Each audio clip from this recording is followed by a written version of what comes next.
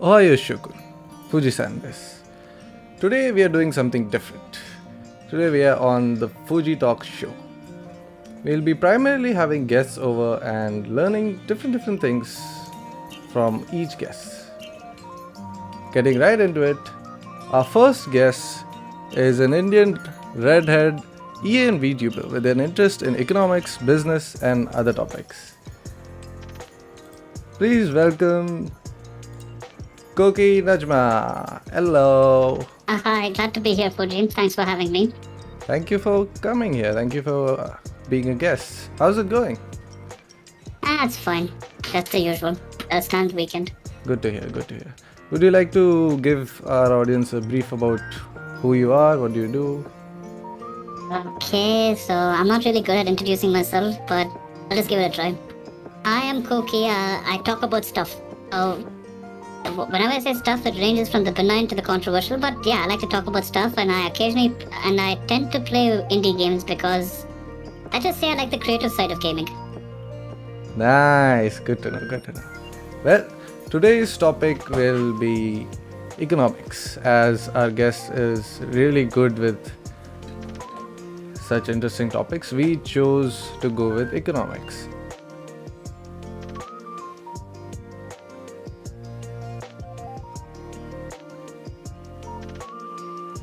So basically, from my perspective, economics is just the study of the flow of money. I see.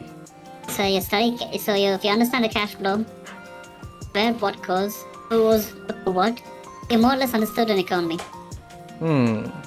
So it's like understanding the flow of a river, but just instead of a river, there's cash or money.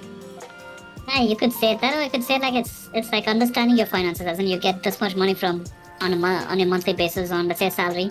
This is where you spend it, and where you spend, let's say 10% goes to government as tax, the rest goes to a manufacturer of any product you buy, and so on, so forth. I see.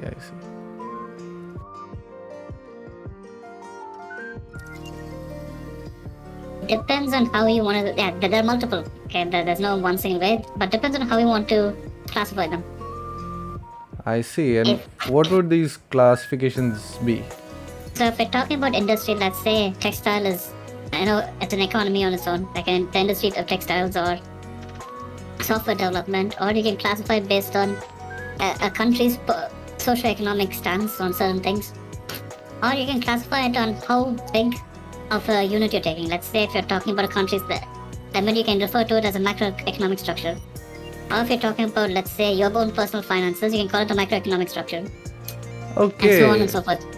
So, what is the difference? You mentioned about like textiles and a basic flow of a single individual's like money flow, like tax and revenue, and you also talked about like nation-wise. So, what is the difference? And you just mentioned like macro and micro.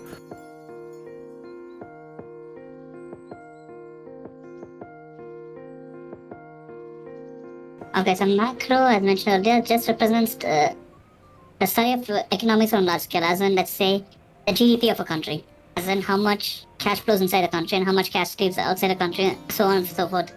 Microeconomics, on the other hand, is how you have, I think in simplest terms, you can say it's how you handle your taxes. Oh, okay. So macro involves like global economies. Yes. Okay. And micro is just me trying to earn some money. Individuals and companies. Okay. So micro does involve like company level. An individual company, yes. Okay. So as soon as you start looking, so this is this would be like a study, right? As soon as I start looking at like multiple companies, it shifts to macro, does it? Not necessarily. It could be like it's kind of tricky. It depends on how many companies you consider. It's like if it's a certain chunk of the industry, then it's macroeconomics. However, if like you're comparing, let's say, 3 different companies, hypothetically, it's still macroeconomics. Like compared to a study of 3 different textile manufacturers. I see.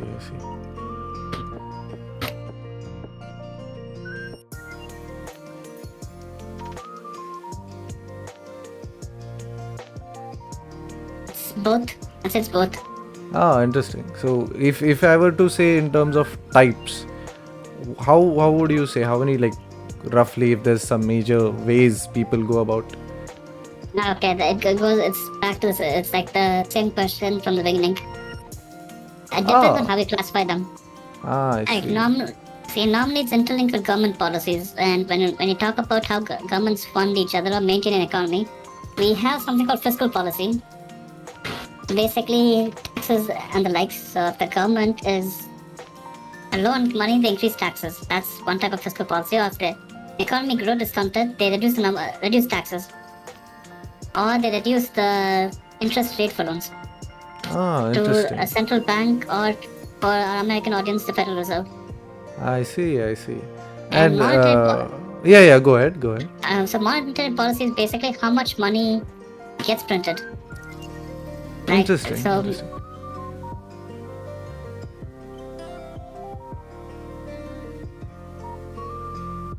okay, fiscal is taxes, monetary is money.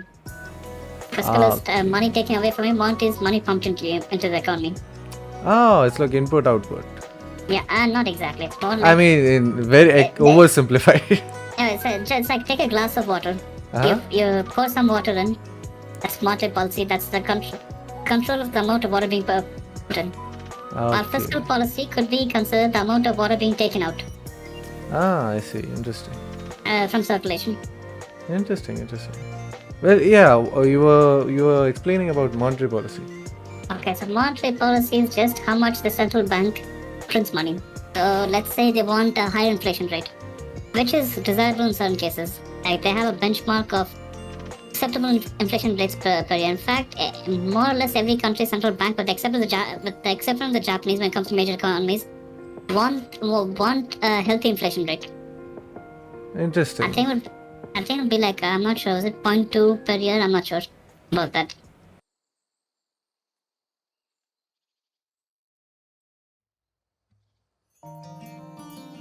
So the thing is, the more you increase the inflation rate, that is, the more money of yours is in circulation. Oh, interesting. So what happens is, the reason the inflation rate increases is, let's say the growth of your economy, the growth of money coming into your country, increases at a smaller rate than the amount of money being pumped into said economy. So inflation is desirable for a healthy economy. Interesting. And then it shows that more people are earning more money, and more of the money is in circulation. Like deflation doesn't happen when something like a 0.1%, 0.2% jump up and down, and when it comes to inflation rate. But deflation happens when the value of your currency is saturated to such an extent that you want to remove circulation of said money. Oh, you want to reduce the money in circulation? Yeah. Ah, okay. And you do it in a steady rate to avoid, let's say, economic panic. Ah, interesting. So, inflation is basically you're reducing the value of one unit of currency to increase quantity. Your unit of currency. To increase like overall quantity of that currency. Yes. Ah, okay. And in deflation, it is it exactly the other way around? Theoretically, yes. I see. Because every month, the central bank prints new money and old notes are destroyed. Ah, okay. In fact, it's an industry on its own. Like after a note has reached a certain point in its life, damaged beyond a certain point of repair, you destroy it. So technically, when you're destroying, during destroying and reprinting like a new replacement for a single note, that note by itself doesn't have any value whatsoever. When you destroy it, yes. Unlike, let's say, a gold bar or a piece of diamond. Nah, see, the thing about a gold bar and a piece of diamond is it's something that theoretically cannot be destroyed. I mean, yeah. Makes sense. See, gold you can destroy, but why do you want to destroy it? Yeah. Like gold, all you need is aqua regia. It's a mixture of nitric acid and sulfuric acid. Or is it nitric acid and hydrochloric acid? I'm not sure about that, but there's a chemical called aqua regia. I have heard of the name. Yes, I have heard of the name. Yeah, it's common. It's like the snake oil salesman of India, they'll go around saying, polish your gold. Use a code, yeah. And well, that is interesting. That seems like a microeconomy of its own. Okay, so banks print out money that goes into circulation. Inflation and deflation, as we discussed, is controlled, and a single note after its lifespan is about to get over, it gets destroyed.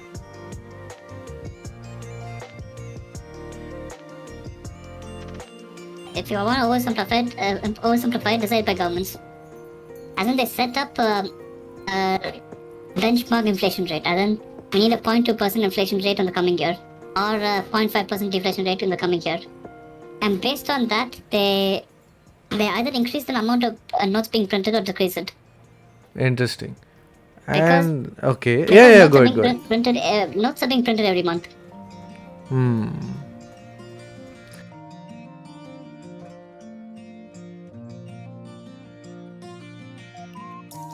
It's called hyperinflation because since like your notes theoretically are being printed an infinite amount, the trust that people have in your currency will reduce. Thereby, the value of your currency reduces. Okay, interesting. So So, if you want to look into that, just Google Venezuelan economy. I'll leave it at that. well, so just purely by a matter of there being too many notes, the value of the notes goes way like too low. Yeah. be So of any another use. thing, it's more of people lose faith in said currency because if your government can print as much money as it wants, what's stopping them from printing even more? Ah, I see. If you have too much, So- then what's the actual value of it? Yeah, what's the actual value? It's like tissue paper because what's like hypothetically, if you're gonna go with the Indian analogy, what's 100 rupees? Point. Yeah. Like because like the value of a currency is directly linked to your country's economy, as in your GDP. So if GDP is staying constant, you're printing a shit ton of notes. What's the inherent value of 1 unit?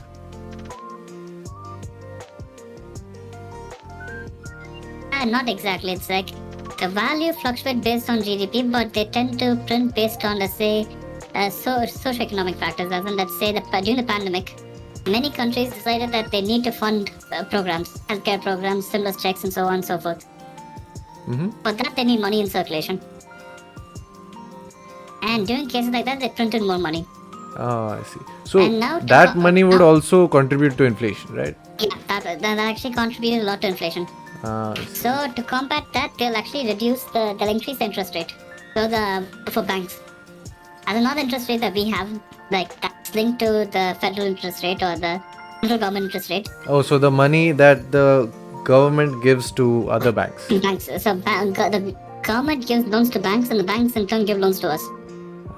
So it's And like also the it's like a multiple chain of thing. Okay. Yeah. So when the government reduces, let's say, the interest rate, banks will give us loans with low interest rates to resuscitate, let's say, a dying economy.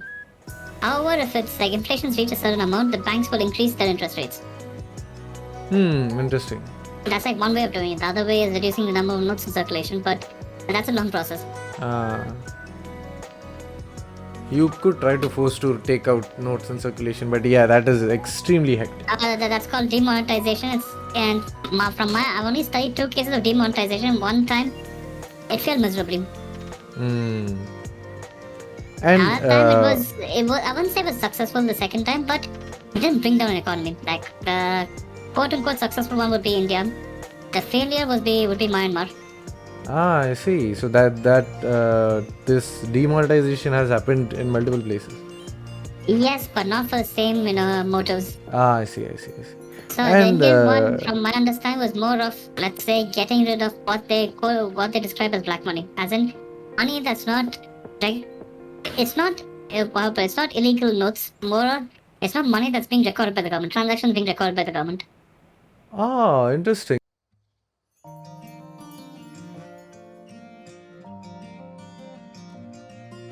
Yes, if you're looking at the grand scheme of the economy, yes, but it's not contributing to the government budget. So that could be considered as a rogue element in terms of inflation and deflation? Not exactly, because inflation, deflation, if you're going to just look at money inside the country, doesn't really contribute much to inflation or deflation because it's still there. It's still in circulation. Okay, so more than the money, the flow of money is what contributes to it. Yes. Okay.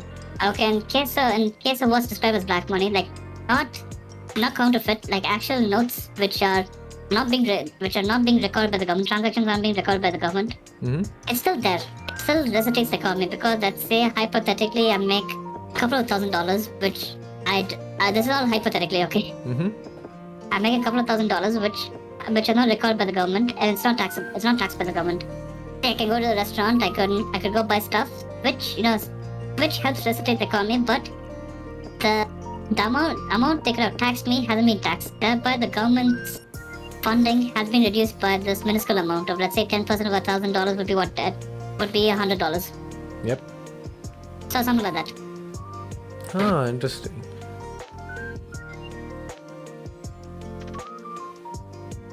It depends on the economy, and depends on how valuable your currency is. Interesting. So let's say we have the most valuable currency, the dollar. So is okay, I like to deflation? stop you like that. That's the most Oh, trusted right. currency, Trusted. not the most My fault. Trusted. Yep. Valuable Okay. is which one? Pounds or? Kuwaiti dinar. Oh, interesting. I didn't know that. Okay, so the most trusted, for simplicity reasons, we'll take the dollar. So is deflation useful to it? And if No, not, not really, because right now the dollar is the world's reserve currency. Mm-hmm. So, in all intents and purposes, the entire world's economy, with the exception, let's say Iran and now Russia, Mm-hmm. have a Cuba. No, they're not pegged to the dollar, but every other economy is linked to the dollar. I see. As in people in most places, people trust the dollar more than they trust their local currencies. I see.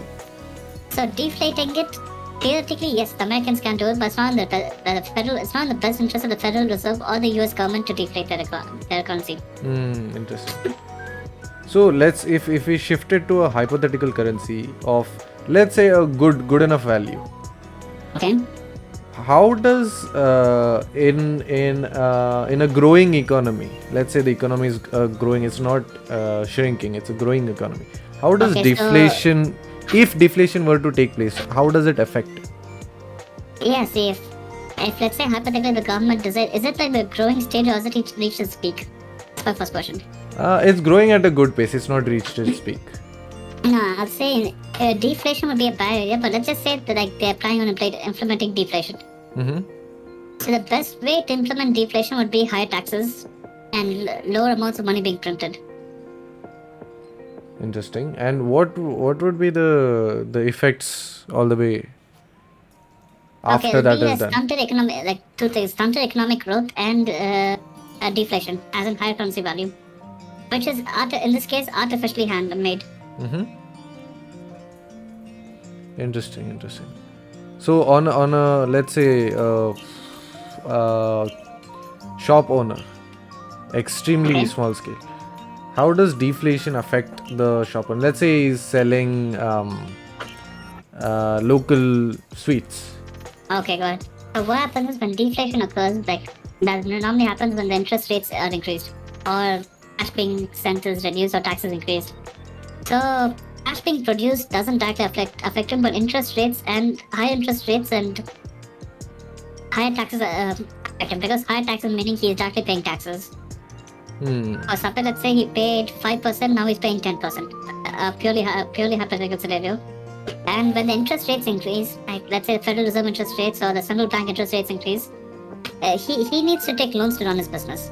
And the interest rates for said loans will increase because banks aren't willing to give more risky loans these days because of the situation. So going to interest rates, specifically interest rates, inflation was I don't exactly remember now, but the interest rate increasing, is it like so that the private banks or whatever the smaller banks giving loans to the individual or the industry, if they increase interest rates, it is to do with deflation, and the central increasing interest rate is to do with inflation, or is that Not theory exactly. completely wrong? It's like if you're keeping everything else as constant, yes. Okay, so if everything else stays constant, this is the two differences. Yes. Okay, so the central financial authority increasing interest rates is in tandem with inflation, and the distributed banking system having an increased interest rate would be in tandem with deflation. Yeah. So in a way, this is actually implemented in a highly controversial theory called modern monetary theory. Okay, so right off the bat, I am highly critical of this theory, and I don't think it'll work. So I'll just put it out there. So whatever I say with a grain of salt. So Sure. modern economic theory, by definition, is an economic theory that suggests that the government could simply create more money without consequence, as it's the monopoly, as in the it maintains a monopoly in currency production. Interesting. So you initially asked a question about what would happen if a country produces infinite currency. Yeah. So according to modern monetary theory, if I'll list out the conditions later on. If said conditions are implemented, nothing. Nothing as in nothing bad will happen? Or? Nothing bad will happen. Okay, so according to this theory, if you follow with these preconditions and you make sure they are in place, you can, according to the theory, hypothetically, you can print infinite amounts. Yes. So the theory is that. So what happens is it's kind of popular among the I don't know how to put them. The new left, center. No, I can't even call them center left. I tend to to prescribe to this theory. So what they suggest is, okay, so I'll just list out the conditions for this theory, so people will understand how it works. So theoretically, the government could print infinite amount of money to fund social programs, healthcare for all. Let's say healthcare for all, Medicare for all, the same thing. Worlds, public infrastructure, so on and so forth. And to combat extremely high inflation rates, you have to increase the tax to, let's say, 95%. My God. So what? So basically, if I buy something for $100. Okay. It's not value-added tax. It's income tax. Okay. So what happens is it gives my biggest criticism about this is it gives the illusion of money being the cash circulation, but in truth, there's no cash circulation. So it's just in a way it helps with, let's say, more centralized social programs, but comes to more individualistic stuff, it doesn't really work. This is all in theory. In a more practical sense, this would only work in a truly isolated economy, as in nothing from the outside affects that economy. Oh, so basically there's only cash flow and trade and business is only occurring within the geographical borders. Yes, that's my take on it. Because this theory is only applicable for I'd say economically stable countries, like for example the US, the UK, and maybe even Japan right now. But it's like so let's say hypothetically the US dollar does this. The world would stop using the US dollar as its reserve currency, because after a certain threshold, most world governments will not be comfortable with the US dollar, especially now since there are other alternatives to the US dollar, like the euro and the Chinese yuan. So I'd say it's a really optimistic way of funding a government without increasing taxes, but increasing taxes for ordinary person, but eventually you have to increase taxes for the ordinary person by the looks of things. It's one of those, hence the name, since it's modern monetary theory, it's pretty new, but it's highly discredited by more traditional leaning economists like myself. I mean, that does make sense, because like as what I said earlier, if I was like financial authority of a country and I just started printing like needlessly printing infinite amounts of money, as per what you told me, people would lose faith in the currency. Yeah. But in a hypothetical situation where there's no other alternative, what else can you do? Yeah. See, you could switch to, let's say, more private form of currency, like let's say crypto. Or you could just switch, or you can go back to the gold coins or rocks or whatever. But It's a theory. Like modern monetary theory is a theory. The name states theory, so I don't think it's considered any of these external factors. I see. Because let's say, even if I'm in an isolated economy, but if like I know you like anime. Let's take the world of '86. Okay. It's an isolated economy. I mean the racist country, or what they call again, forgot the name. Oh, okay, interesting. Affected people. See, they're an isolated economy. They don't know any of the other world exists, or even if they do, they're not aware of. They don't have any diplomatic or economic relations with the rest of the world. Yeah, At least in the beginning of said show. So in a situation like that, modern monetary theory could be implemented. And yeah, I think it could be implemented in the country because isn't it a military dictatorship? That I'm not sure of. I don't remember that well. Okay. But yeah, that makes sense. There are multiple countries in '86, but the main country where the story starts, yeah, they are pretty much unaware of the existence of. They're both physically and economically isolated. Yep. So for them, let's say, for them they could theoretically implement more monetary theory. This is assuming that, and given that the population in their country is quite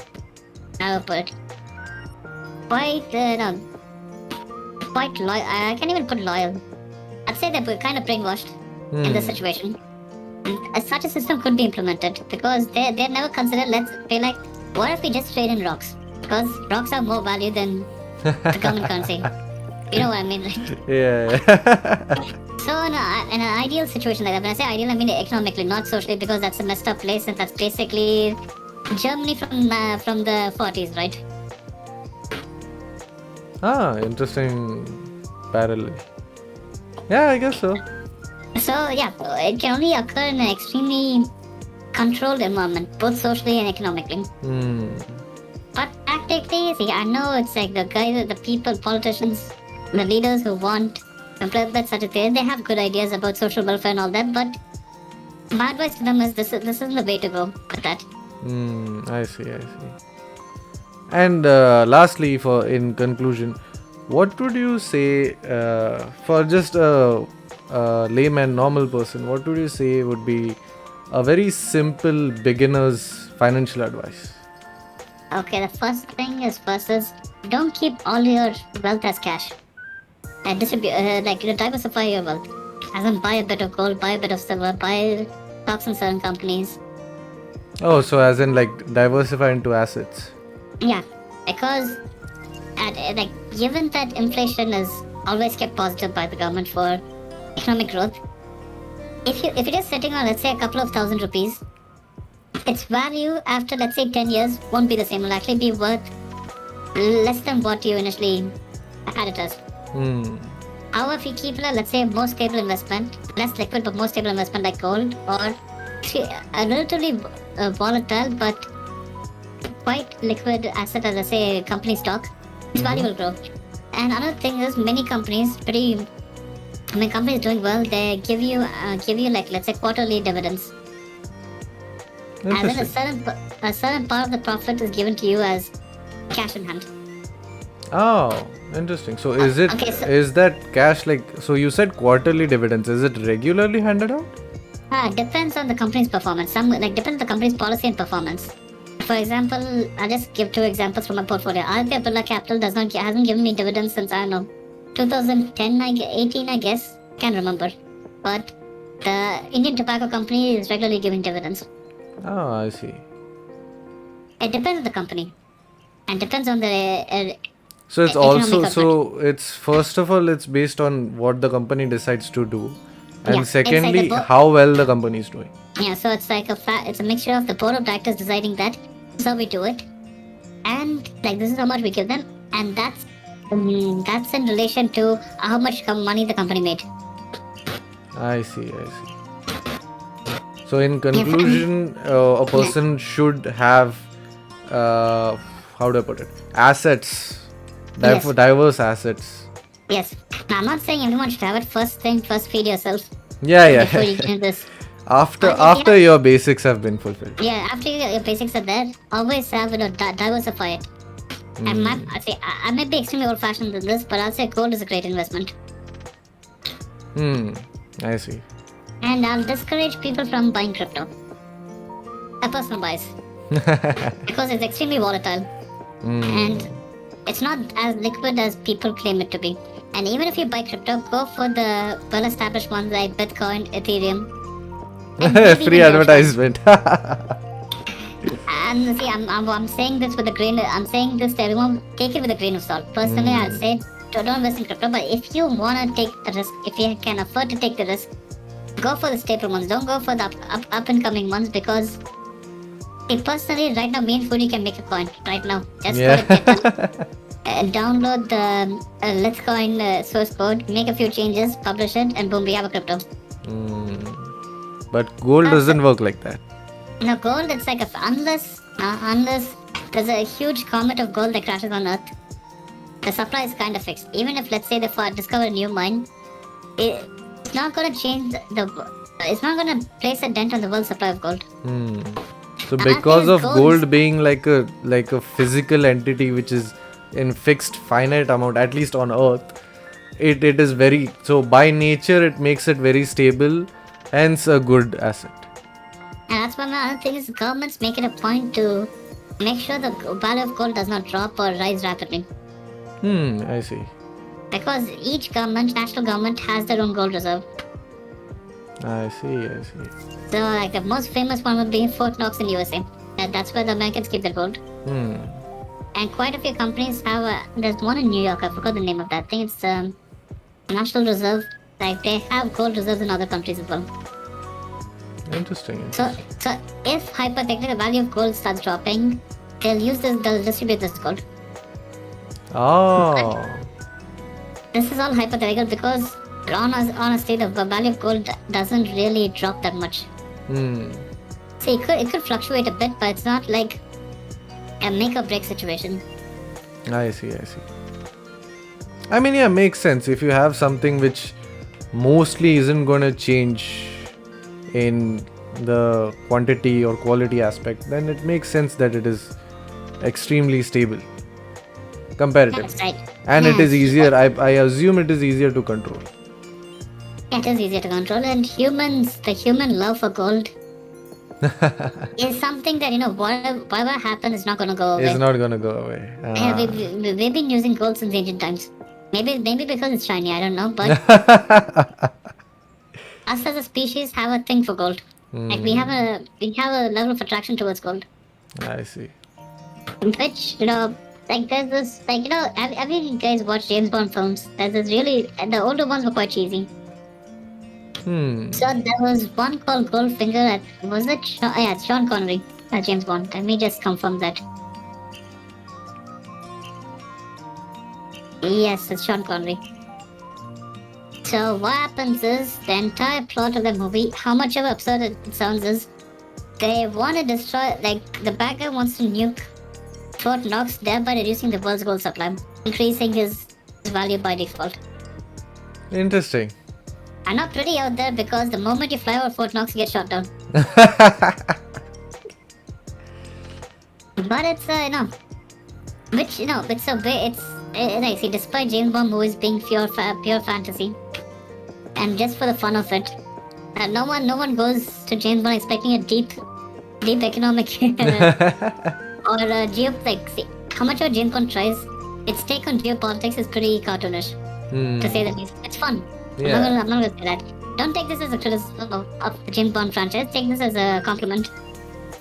It's like, but it started off as a pure, like, at least the movie started off as a pure male fantasy, while the book started off as old-time British fantasy, like, back in the day when they explored the world and so on and so forth. I see.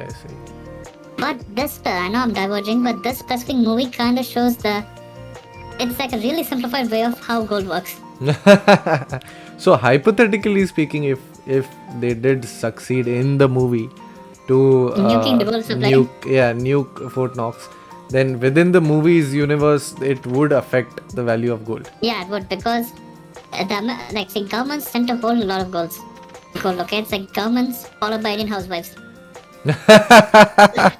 So the moment let's say you nuke a government's gold supply, hypothetically, Like the amount of gold that could be circulated reduces. The amount of gold in the world reduces. Value stays the same. In a way. Interesting. That was good to know. Well, Puri, don't go around nuking gold, okay? nah, I won't. First of all, I need to have hands on a nuke for that. I don't have any hands on nuke. I think just maybe this is a bit political. Just go to Belarus. They'll give you one. I'm not joking, seriously. There was this entire voice documentary about a guy who managed to buy a dirty bomb from Belarusian retired arms dealer. My God. I'll show you the link later. Sure. That sounds like a conversation of its own. I guess we'll have it some other day. No, we're not gonna have it on the show. No, maybe mostly not on the show. If anybody wants to know, I'll update you in private. Okay, another thing is this. I think maybe this is okay. I'm not sponsored by them. I'm more of a fan, but Google Play in India. I don't know about the rest of the world. Has something called a gold locker. Interesting. So what they do is you can spend as low as. Oh shit! I'm sounding like I'm sponsored by them. Okay, it's basically an amount of money that can be set aside for gold. As in, you don't have to spend like a shit ton of money buying, let's say, a 20-gram gold bar or anything of that sort. You could, like, let's say, put away a couple of thousand, like, let's say... So wait, you're telling me basically Google Play has a savings account in it? It has a gold reserve account in it. It's called Gold Locker. Interesting. So they're partnered with the gold mint, and it works like this. So what happens is, if you send them some money, they leave some gold in your name, like in their account. And after a certain point, if you reach, let's say, 1 gram, 2 gram, cross that, 2 gram, 5, I think 2, 1, 2, 10, and 20. Those are the standard ones that they have. If you want, they'll ship you a coin or a bar. Oh, but I mean, definitely there must be some monetary loss on my end, because I mean, why would they do it for free?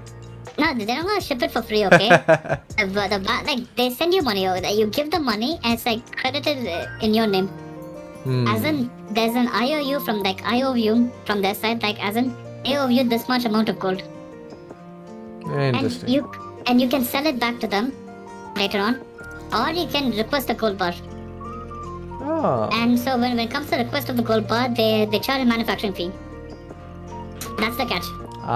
So the manufacturing fee is where they make money. Yeah.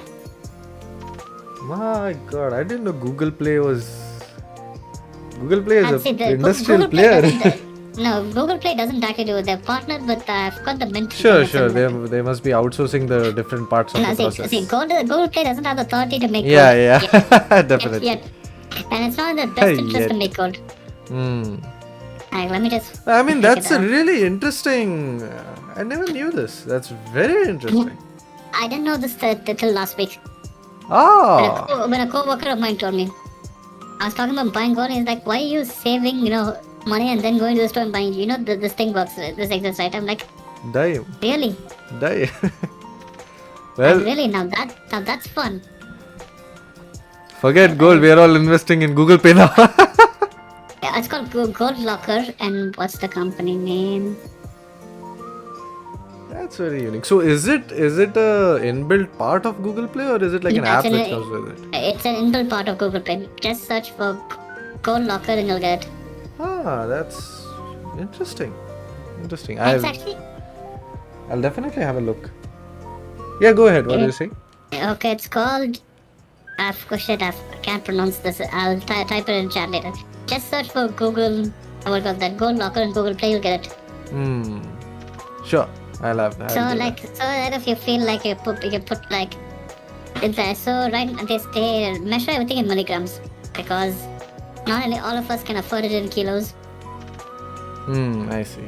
So what they do is a couple of milligrams, and you can buy a coin according to that day's exchange rate, and there's always tax which goes to the government. This thing's taxable. Interesting. So it's shared in your name, and once you reach a certain amount, just key in your location and they'll send it to you. Okay, that's cool. I'll definitely have a look at this. Well, that was wonderful. We really went into like different extreme varieties of topics, and a lot of depth. I did not expect learning And to so be much honest, I think today. we haven't even scratched the surface yet. Oh, I'm sure. I'm sure. Though no, I didn't know the pre-scratch of the surface, if you will. The pre-scratch of the surface would be so deep. That's like how, but when there's wealth, like if people make it complicated. All I was gonna say. I mean, yeah, you can say that generally also. Humans like to complicate things. Yeah, it's true. Well, as today, how do I put this? From this show, today's show onwards, we are also decided to have a tradition. Ta-da! Okay, so that's me before Whoops. I did my character redesign. Yep. That is. Yes, those glasses. I kind of miss those glasses, to be honest. The What happened to which I those made. glasses? No, so those glasses are actually directly made out of hair texture. Okay, yeah. I know that. Now, back in the day when Real Life Studio I didn't have a glasses thing. Yep, I know the effort. Like, thing about the hair texture thing was it's tough. It's easier to make every other part relatively easy. Hair texture tough. I mean, yeah, you can just have a look at my head and you'll know each and every hair strand has been done individually. And the tougher thing, it's a good thing you use the older version because the newer version hair becomes even more tougher. Yeah. So I've seen many that. people who know that do hair, what they do is they do it in the older one, then they'll convert it to the newer one. Well, Apart we'll from just post this in the corner as our first guest on the wall. So thanks for having me. Thank you very much for agreeing to be a guest on the show. Thank you for telling me so much and telling so many topics in so much depth. I learned a lot. Probably I might forget a lot of them, but nonetheless. Yeah, see, don't worry, I'll remind you of all of it. Sure, definitely. We'll have regular conversations on this. Anyway, so that was that. I hope you all liked it. I had a blast learning about economics in general and a lot of specific topics. May I say so? I didn't know I would be going in so many specific topics today. Thank you very much for being a guest of the show, Koki. You're the first guest. Thanks again for having me, and thank you to your audience for listening through my ramblings. I'm sure they'll learn something as well. It was very insightful. That would be it from us for today. I'll see you all next time. Bye bye. Jane, Bye. matane.